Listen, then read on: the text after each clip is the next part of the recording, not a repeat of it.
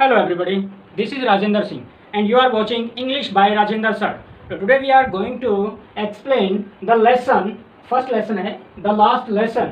वैसे first lesson है लेकिन लेसन का हमारे का नेम है जो वो है द लास्ट लेसन बाय अल्फोंसे डोडेट. अल्फोंसे डोडेट द्वारा लिखित है ये. तो जी हम इसकी समरी कर लेते हैं. पहले हम चैप्टर को अच्छे से समझेंगे, फिर हम इसका एक लॉन्ग क्वेश्चन लेके आएंगे जो आपके एग्जाम के लिए बड़ा ही इंपॉर्टेंट रहता है. आपको पता है, यू नो वेरी वेल. चलो जी, हम लेसन है जो हमारा स्टार्ट करते हैं. कैसे, कहाँ से लेसन स्टार्ट होता है. जी एक छोटा बच्चा होता है, फ्रेंच उसका नाम है, तो वो स्कूल जा रहा होता है. पहले मैं थोड़ा सा बैकग्राउंड बता देता हूँ चैप्टर का क्या रहता है.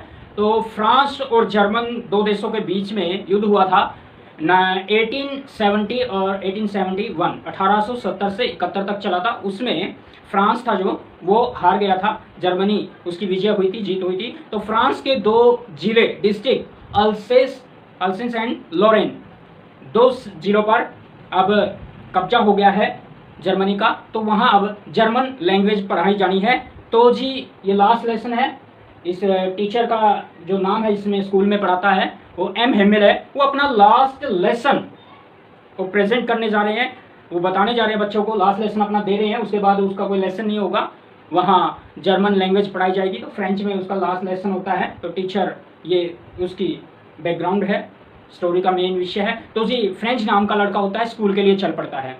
तो टीचर ने होमवर्क भी देते हैं, टीचर होमवर्क दिया हुआ है. फ्रेंच डरा हुआ है कि उसके टीचर उसके लिए डांटेंगे जो उसने होमवर्क नहीं किया है. टीचर ने प्रेजेंट पार्टिसिपल दिए हुए हैं, ग्रामर का टॉपिक होता है. पार्टिसिपल 3 प्रकार के होते हैं, प्रेजेंट पार्टिसिपल, पास्ट पार्टिसिपल और परफेक्ट पार्टिसिपल. तो फ्रेंच लड़के ने वो पार्टिसिपल लर्न नहीं किए हैं. तो जैसे स्कूल जा रहा है, स्कूल के लिए वैसे ही लेट हो रहा है. तो स्कूल जाते जाते एक टाइम तो सोचता है स्कूल ही ना जाए, या वहाँ साइड में अपना टाइम वेस्ट या फिर टाइम स्पेंड किया जाए और फिर छुट्टी के वक्त घर चला जाए. लेकिन फिर भी वो स्कूल के लिए चल पड़ता है. जैसे स्कूल में की तरफ जा रहा होता है तो वो टाउन हॉल पे देखता है कि वहाँ कुछ न्यूज़ वगैरह लगी हुई है और लोगों की वहाँ भीड़ उमड़ी हुई है. तो जी उस टाउन हॉल पर मोस्टली वहाँ उस शहर की घटनाएं जो मेन होती हैं वो लगी होती हैं.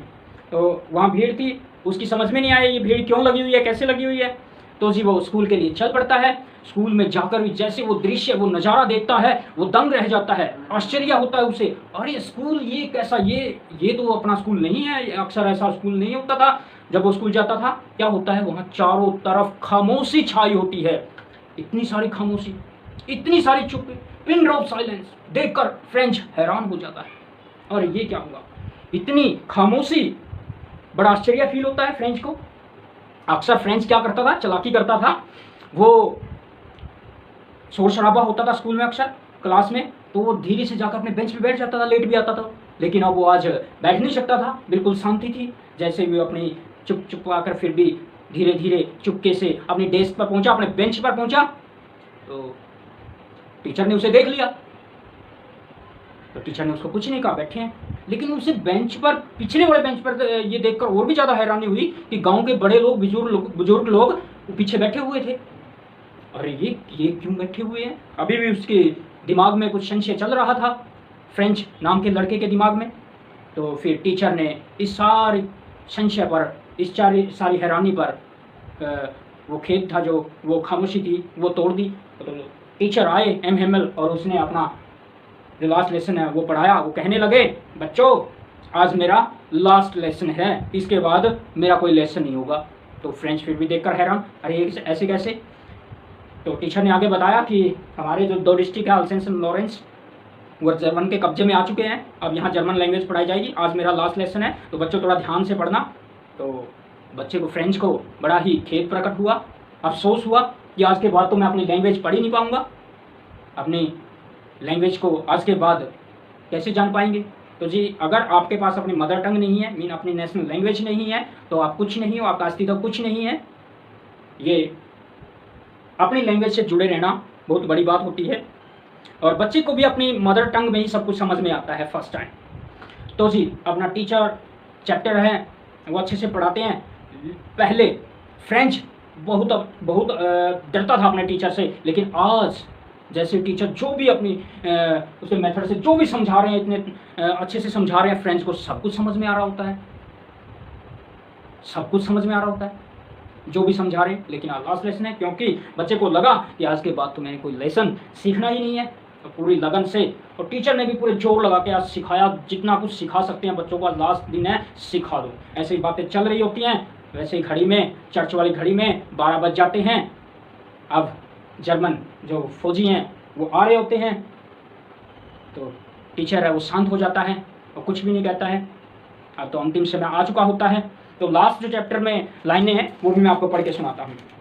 हाँ जी, टीचर कहता है महमल, माय फ्रेंड्स, मेरे मित्रों, इस शायद उसने कहा आई आई, 2 बार आई है, तो वो अपनी हेजिटेशन में, थोड़ी हिचकिचाहट में, तो उसे दिक्कत हो रही है, तो ऐसा बोल रहा है मैं, बट समथिंग चॉक्ड हिम, परंतु कुछ उसे चौक कर लेती है, रोक लेती है कोई चीज़। He could not go on, और आगे नहीं बोल पाता teacher.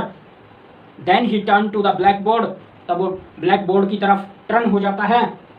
Took a piece of chalk, और M Hemal piece of chalk, एक चौक उठा लेते हैं, and bearing on with all his might, अपनी पूरी शक्ति से, पूरी जान लगाकर पूरी कोशिश करता है। He wrote as large as he could, और इतना लार्ज लिखता है जितना बड़ा लिख सकता है। तो क्या लिखता है एम हेमल? एम हेमल लिखते हैं विव, VIVE,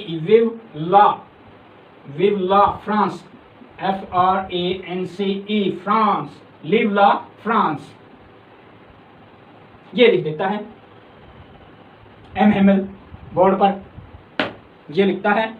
देन ही स्टॉप्ड, फिर वो स्टॉप्ड हो जाता है, रुक जाता है। लीन्ड, लग जाता है, द वॉल, वॉल के साथ लग जाता है। एंड विदाउट अ वर्ड, और बिना एक वर्ड कहे, ही मेड अ जेस्चर, एक जेस्चर बनाते हैं, इशारा करते हैं, टू अस, हमें, यानी कि स्टूडेंट्स को, सभी को, विद हिज हैंड, अपने हाथ से। और वो इशारा क्या करते हैं, उन इशारों का मतलब क्या होता है? School is dismissed, you may go, school समाप्त होता है, आप जा सकते हो। ये आपका चैप्टर था, लास्ट लेसन। ये मैंने शॉर्ट में आपको समझाया।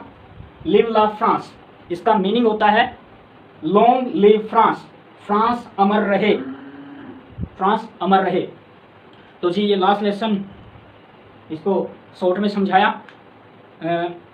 लेकिन फिर भी आपको अच्छे से डिटेल में पूरा पढ़ लेना है, अच्छे क्वेश्चन कवर हो जाएंगे उससे। तो शॉर्ट में तो इसलिए कि आपने पहले पढ़ा हुआ, तो जल्दी से 10-15 मिनट में आपका चैप्टर कवर हो जाए, उसके लिए मैंने शॉर्ट में समरी करवाई है। तो नेक्स्ट वीडियो में आपका लॉन्ग क्वेश्चन आ जाएगा, वो एग्जाम के लिए बड़ा ही इंपॉर्टेंट रहने वाला है। सो मिलते हैं नेक्स्ट वीडियो में। Okay, see you soon.